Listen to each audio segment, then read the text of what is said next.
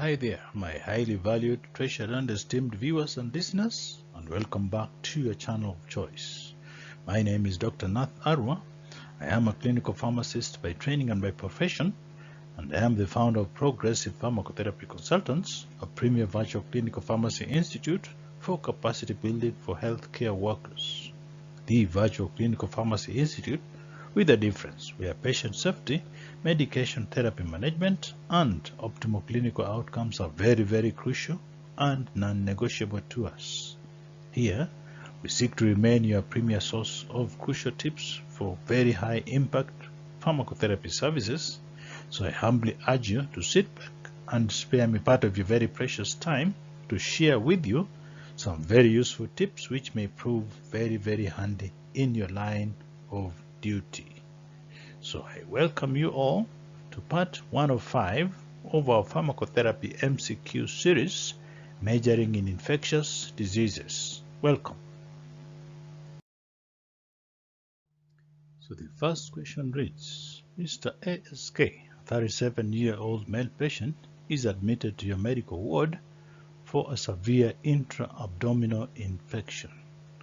He has a past medical history of schizophrenia, for which he takes ziprasidone. He has no known drug or food allergies. So my question to you is, which of the therapeutic options listed below would be the most appropriate for Mr. ASK now? Would you choose to infuse Ticarcillin, clavulanate, or would you choose to treat this case with ertapenem, or would you choose to administer cefepime and metronidazole, or would you choose to infuse levofloxacin and metronidazole? I'll give you 10 seconds to choose the correct answer.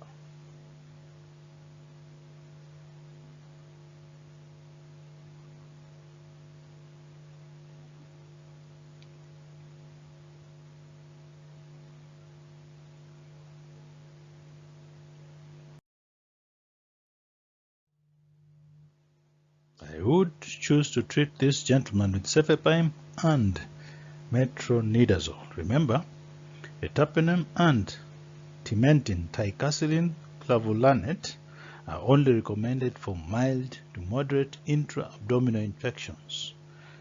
And levofloxacin, on the other hand, shouldn't be co-administered with ziprasidone, unless other options aren't available, due to the fact that both agents have the potential to cause QTc interval prolongation. That could be very dangerous for cardiac patients. Then this would especially be relevant if the patient's baseline QT interval was already more than 450 milliseconds. So watch out if you have to combine those two. It's not allowed. Then cefepime and metronidazole, in my opinion, would be the best choice for Mr. ASK.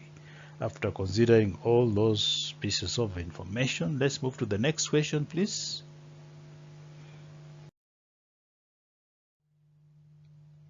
And it reads, EMA, a 79-year-old female patient, is admitted to a general medical ward with meningitis.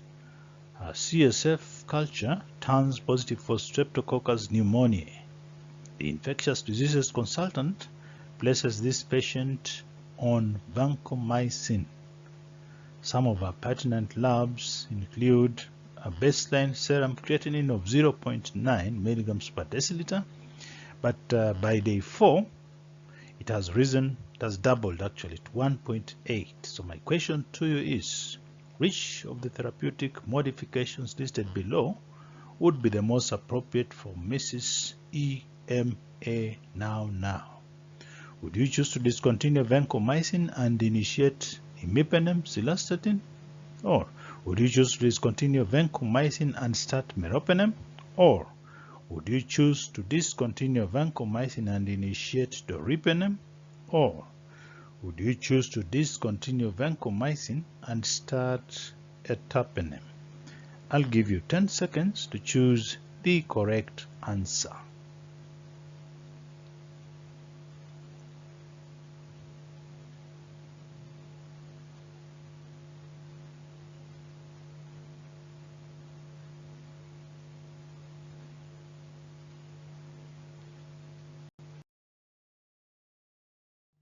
So I would switch from vancomycin to meropenem infused over 3 hours.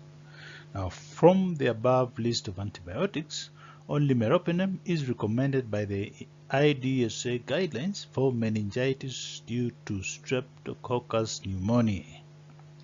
I would like to remind you that imipenem cilastatin should generally be avoided in meningitis because a study of pediatric patients with meningitis observed that 4 out of 12, 33% of them, developed seizures during therapy with imipenem cilastatin. It lowers the seizure threshold, so avoid it if you can. Now, currently, there is no data available to support the use of doripenem or ertapenem in meningitis in spite of their in vitro activity against Streptococcus pneumoniae. So I would settle for meropenem from that list of 4. Let's move to the next question, please. And it reads, Mr. SMN, a middle-aged male patient, presents to your dermatology clinic. He is examined by a medical resident who has freshly completed postgraduate internship and is specializing in dermatology. A diagnosis of onychomycosis of the toenails is made, and this resident asks you, as the clinical pharmacist, infectious diseases specialist in the ID team, what the recommended duration of therapy with oral terbinafine should be. So would your answer be 30 days, 7 to 10 days, 90 days, or would it be 14 days? I'll give you 10 seconds to choose the correct answer.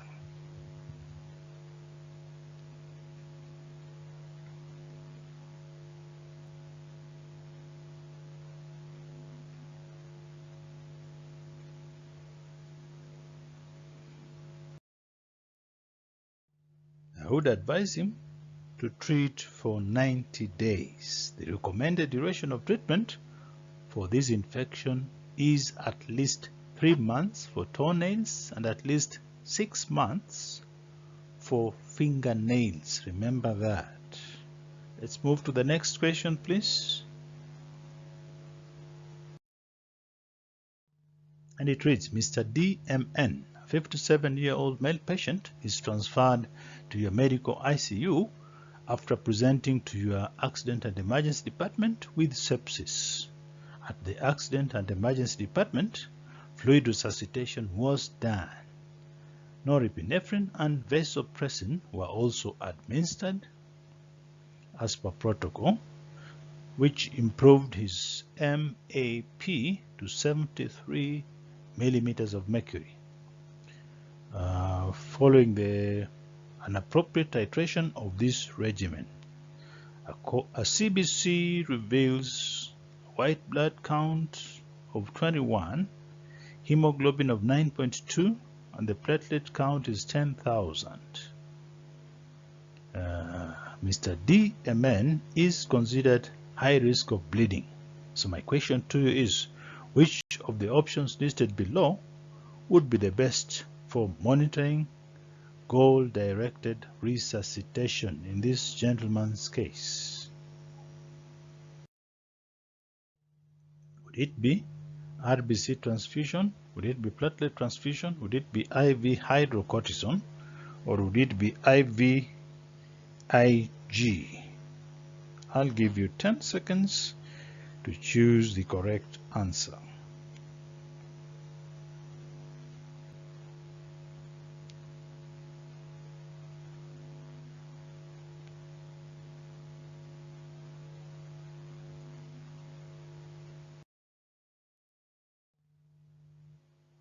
Platelet transfusion is the correct answer. Now, the Surviving Sepsis and Septic Shock guidelines recommend that platelet transfusion be done when the counts fall below the 20,000 per mm cubed mark. That is below the 20 times 10 power 9 per liter mark, if the patient has a significant risk of bleeding. Now, RBC transfusion should only be provided when hemoglobin concentrations decrease to levels below 7 grams per deciliter in adults in the absence of extenuating circumstances. IV hydrocortisone should not be used to treat septic shock if such patients have received adequate fluid resuscitation and vasopressor therapy is able to restore hemodynamic stability. And then I would just like to add that higher platelet counts, those above 50,000 per mm cubed, are recommended for patients who have active bleeding, who have undergone surgery, or who have undergone invasive procedures. Let's move to the next question, please. And it reads, it is very crucial to recognize fever in cancer patients with neutropenia because fever could be the only sign of infection in these patients. The question to you is, which of the statements listed below best defines febrile neutropenia? Is it temperature above 100 degrees Fahrenheit and an ANC below 1,500 cells per mm cubed? Or is it temperature above 100 degrees Fahrenheit and an ANC below 500 cells per mm cubed? Or is it temperatures above 101 degrees Fahrenheit and an ANC below 1,500 cells per mm cubed? Or is it D, temperatures above 101 degrees Fahrenheit and an ANC below 500? I'll give you 10 seconds to choose the correct answer.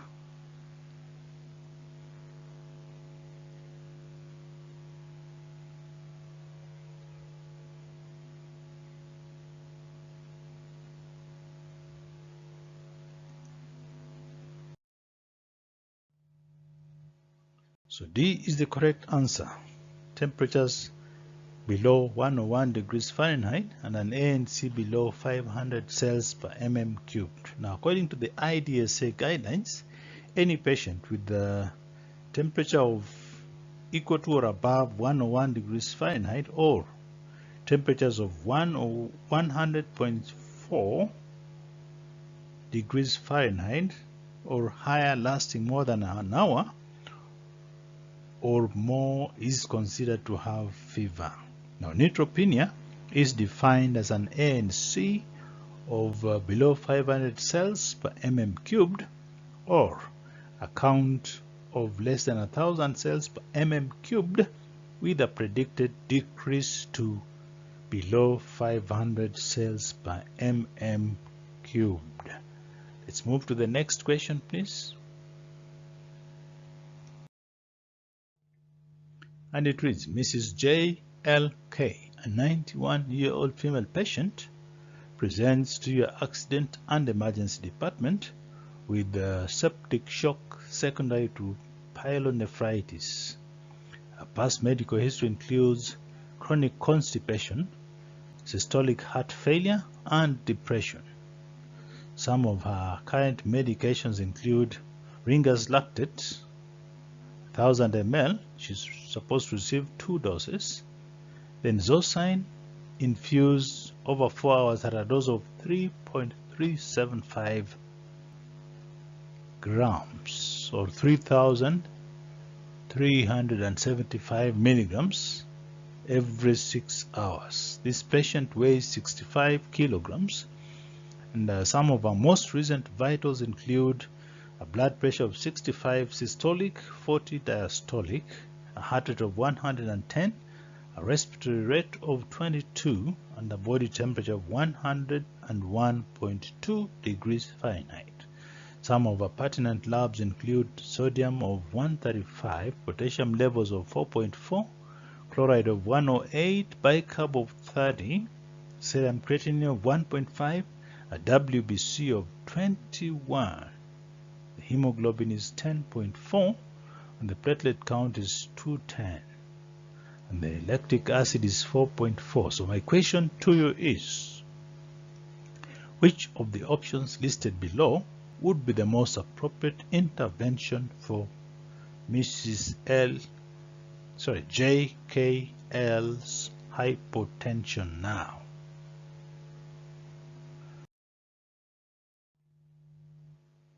Would you infuse hydrocortisone at a dose of 50 milligrams via IV piggyback every 8 hours? Or would you administer dopamine via IV infusion initiated at 5 mics per kilo per minute, then titrated to 20 mics per kilo per minute based on response? Or would you choose to administer norepi via IV infusion titrated at 8 mics per minute? Or would you settle for vasopressin via IV infusion at a set rate of 0.03 units per minute?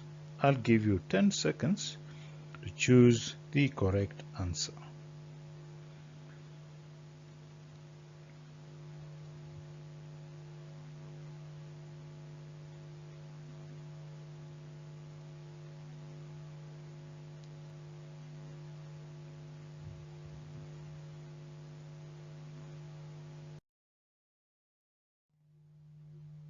I would settle for norepi infused or initiated at a rate of 8 mics per minute. Now, I'd like to start by saying that the Surviving Sepsis Campaign guidelines recommend use of vasopressin as an add-on therapy after initiation of norepinephrine. That makes answer D wrong. Now, I would like to add that adding vasopressin to norepi has been shown to increase the MAP and to decrease norepinephrine requirements. Now, dopamine has been shown to be similarly efficacious to norepinephrine in shock management, but it has higher rates of arrhythmias. Remember, arrhythmias would be an issue. Therefore, the current septic shock or Surviving Sepsis Campaign guidelines recommend the use of dopamine only in patients with low risks of tachyarrhythmias or even relative bradycardia. Now, the guidelines also recommend against the use of low-dose dopamine to improve renal perfusion.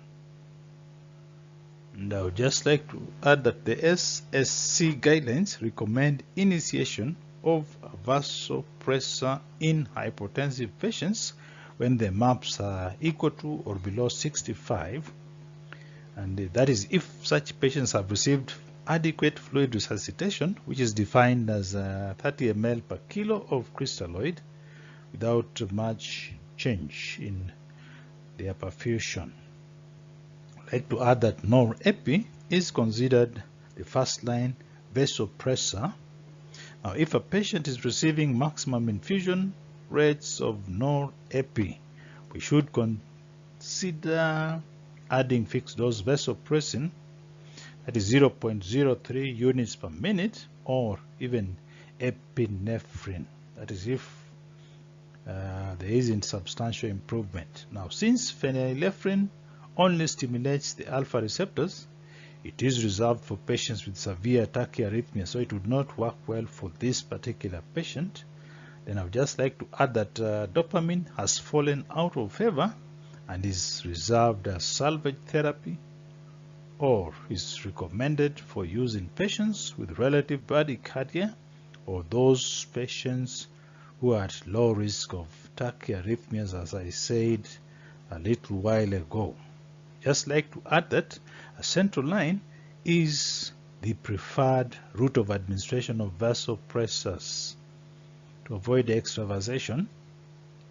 Then remember, phentolamine is an alpha-1 blocker. It is effective for therapy of extravasation of alpha agonists that get into tissue. And we usually dilute 5 to 10 milligrams in 10 ml of normal saline, which is injected around the extravasation site. That is how you'd intervene if, God forbid, extravasation occurs. Now, if you are faced with a shortage of phentolamine, then an alternative agent to consider in cases of extravasation would be nitroglycerin. You can use it instead of phentolamine. The agent I just talked about a short while ago, the alpha-1 blocker that is used in extravasation management. Let's move to the next question, please.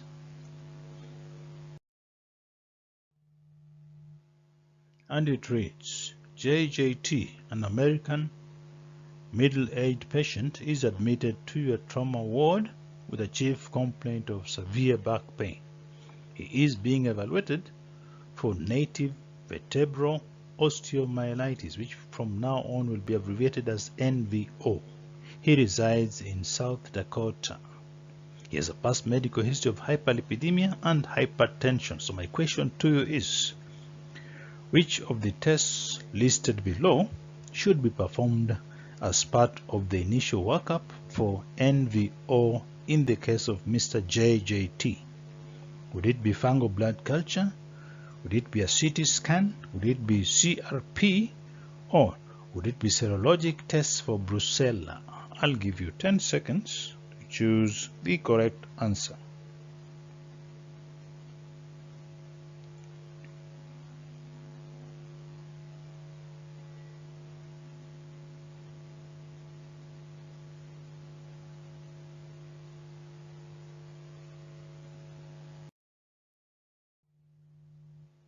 C would be the correct answer. I would opt for CRP, C-reactive protein.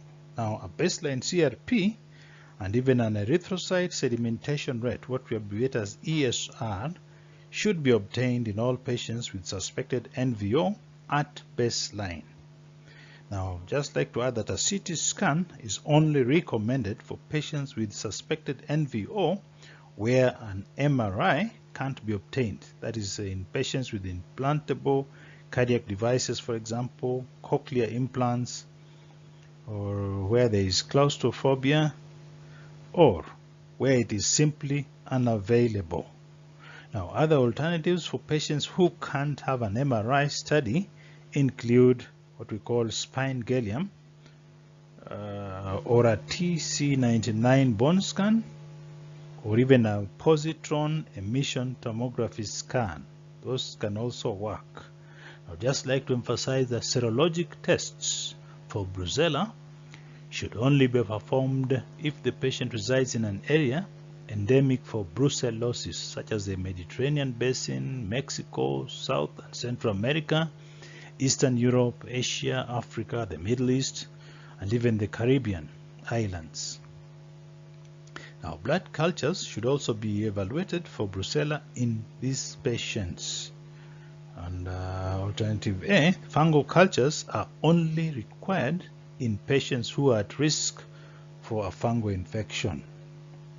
I would like to emphasize that an interferon gamma release assay or purified protein derivative test should be performed in patients with subacute NVO and who are at risk of Mycobacterium tuberculosis NVO.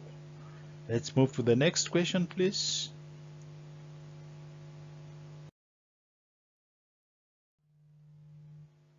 And the next question reads, which of the laboratory abnormalities listed below is likely to occur when initiating therapy with retrovir in an HIV seropositive patient that is indicative of another medical condition?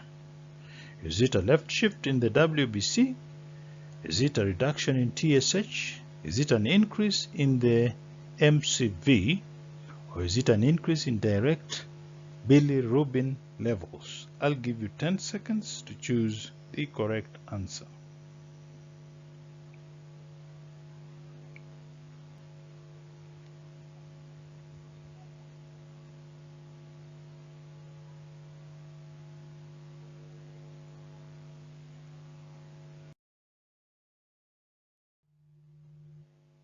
An increase in MCV would be the correct answer. Remember, retrovir is an NRTI used in the treatment of HIV infection, And one of the classic changes in the red blood cell indices caused by it is the increase in MCV values.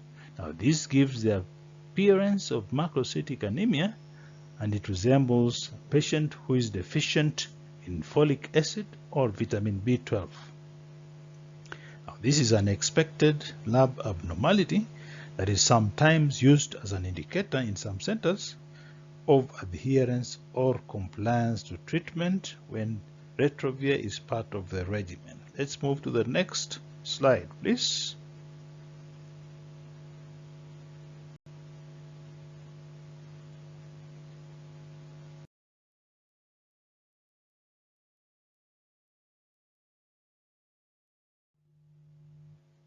And it reads, Mrs. SOS, 56-year-old female patient, presents to your accident and emergency department with a pyelonephritis. She doesn't require hospital admission. She's fairly stable, and she's allergic to erythromycin. When you probe further, you establish that she had nausea the last time she took it, and she currently takes hydrochlorothiazide. She has a past medical history of hypertension, and susceptibility results are not available at the moment, and the rate of cotrimoxazole resistance among uropathogens in this lady's community is 7%. So my question to you is, which of the therapeutic options listed below would be the most appropriate for Mrs. SOS's treatment now?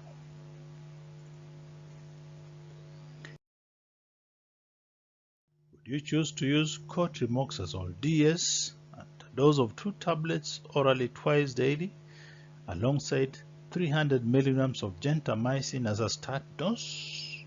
Or would you settle for 1 cotrimoxazole DS tablet orally twice daily alongside a start dose of 300 milligrams of gentamicin IV? Or would you put this lady on 2 tablets of Septrin DS taken orally twice daily? Or would you settle for 1 tablet of Septrin DS taken orally twice daily? I'll give you 10 seconds to choose the correct answer.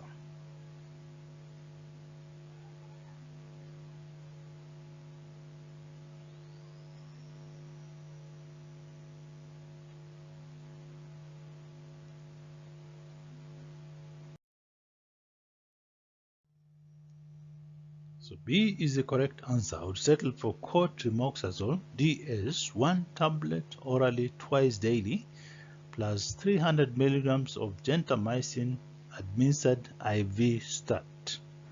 Remember, the IDSA guidelines recommend 1 cotrimoxazole DS tablet taken orally twice daily for patients with pyelonephritis, assuming they aren't experiencing nausea and vomiting. In patients whose susceptibility results are unknown, a single parenteral dose of ceftriaxone or an aminoglycoside should be administered. Let's move to the next question, please.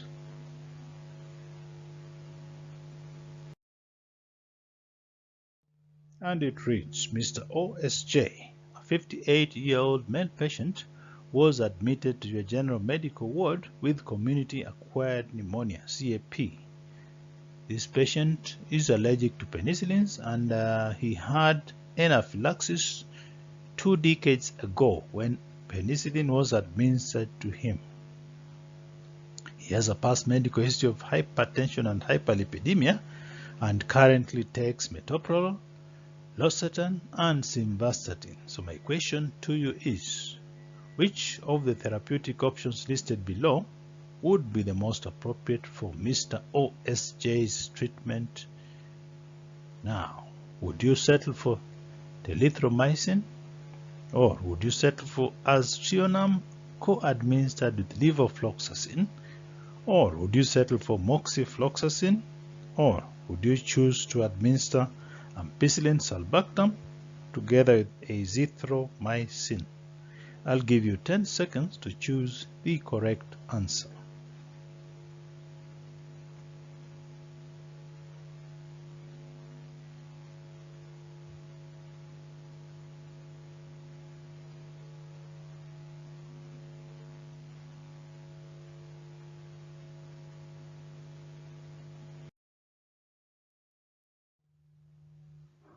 So moxifloxacin is the correct answer. I would like to start by saying that ampicillin with or without sulbactam shouldn't be used in a patient who experienced anaphylaxis in the past with penicillin. And aztreonam could be used, but its antibacterial spectrum doesn't provide any benefit for this patient.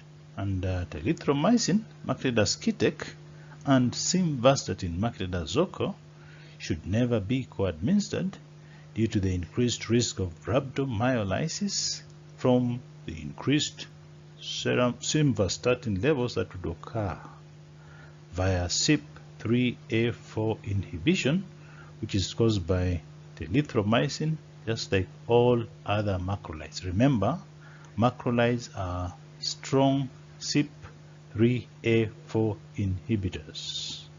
Let's move to the next question, please.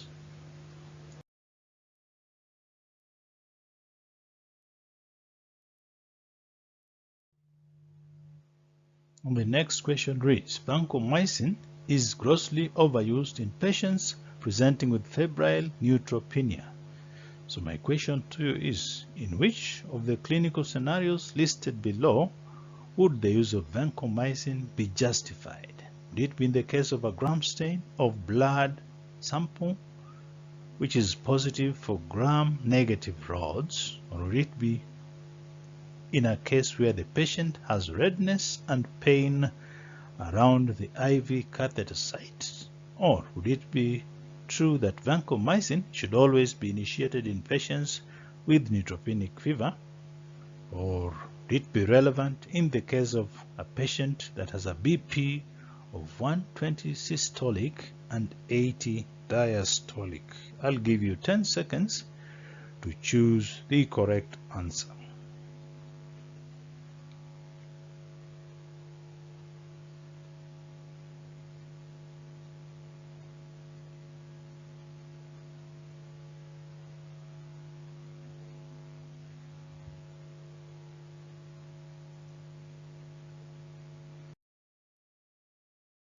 So B is the correct answer. The patient has redness and pain around the IV catheter site.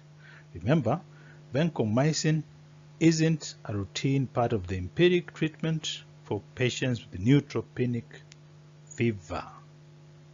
Indications for its use in this setting include hemodynamic instability or evidence of severe sepsis, or pneumonia documented radiographically, or the presence of positive blood culture for gram-positive bacteria, or clinically suspected serious catheter-related infections where there are chills, there are rigors with infusion through the catheter, and cellulitis around the catheter entry site or exit site. Or it can also be skin and skin soft tissue infections at any site, or even cases where there is colonization with MRSA, VSE, or penicillin-resistant strep pneumo.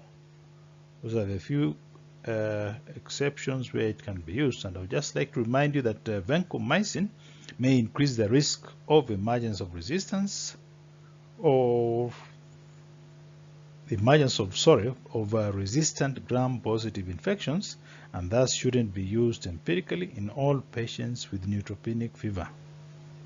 That would not be good stewardship.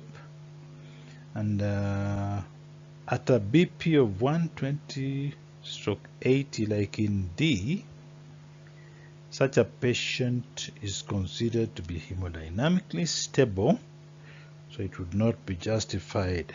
That makes answer D wrong. Then I would like to emphasize that vancomycin lacks meaningful activity against gram-negative microorganisms, so that would make alternative A wrong.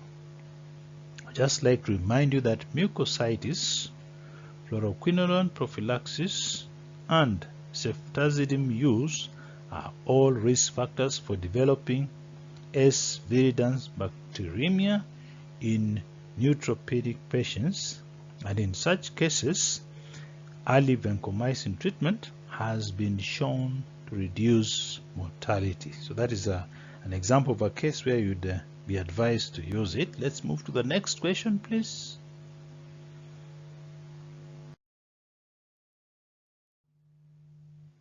And the next question reads, which laboratory abnormalities listed below would likely occur in HIV seropositive patients being treated using protease inhibitor-based highly active antiretroviral therapy regimens? Is it A, decrease in bilirubin and an increase in hemoglobin? Or is it B, decrease in both albumin and cholesterol? Or is it C, increase in glucose and triglycerides? Or is it D, increase in serum creatinine and a decrease in serum calcium? I'll give you 10 seconds to choose the correct answer.